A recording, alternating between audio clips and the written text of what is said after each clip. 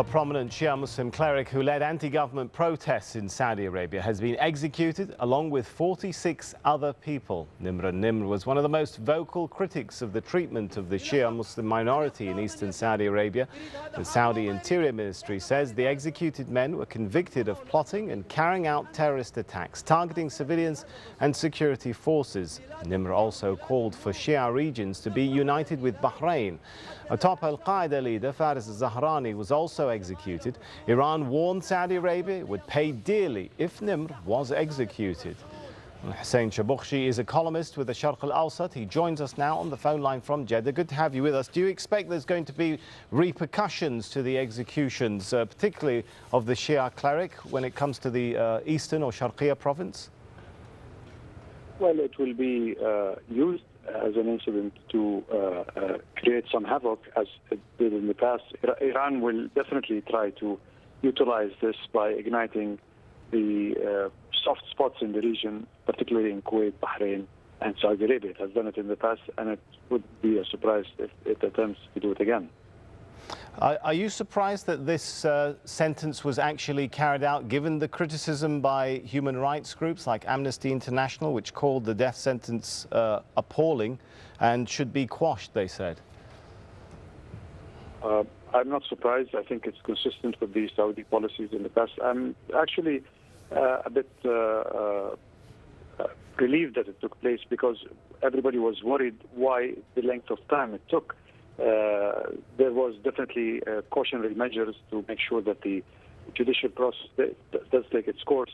And at the end of the day, it was concluded and the execution took place. But the Amnesty International, for example, called it a deeply flawed trial when it came at least to Sheikh Nimr. That's an opinion. I don't think it's a very thorough opinion, because it needs to be proven, actually. I don't think the opinion of Amnesty International is thorough enough for that conclusion to be reached. All right. A lot of other people, of course, were convicted and executed. What is the feeling in Saudi Arabia of why the execution seems to be the policy now, as opposed to the policy of rehabilitation when it came to militants and people arrested who are connected with al-Qaeda and other groups? It's important to note that Saudi Arabia is facing an important and rather dangerous war on terror since al-Qaeda's activities took place post-September the 11th. It has taken also roots in various forms. Daesh is one of them, Hezbollah in the eastern province is another. It has made sure, the Saudi authority that is, has made sure that it sees no difference between any form of terror, as long as it's threatening people, its cities, its economy. It will take care of it and deal with it swiftly. It did not differentiate, be it a Shia source of terror or a Sunni source of terror.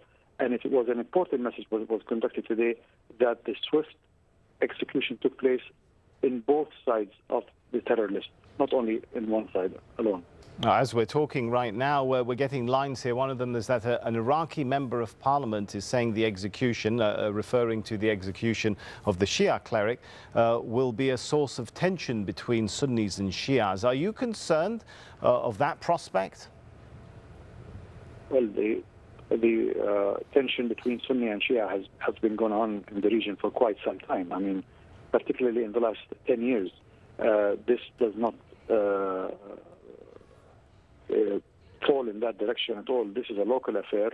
It is an act of terror as far as the Saudi government was concerned, and they had to deal with it. You cannot have a good terrorist versus a bad terrorist. There are no differentiation between a Sunni terrorist and a Shia terrorist, and should not be this case, because as far as the Saudis are concerned, they have been hit by the two forms of terror for enough times for them to differentiate between the two. All right, thank you very much for your thoughts. Hussein Shabukhshi there. I'm the leading state sponsor of terrorism.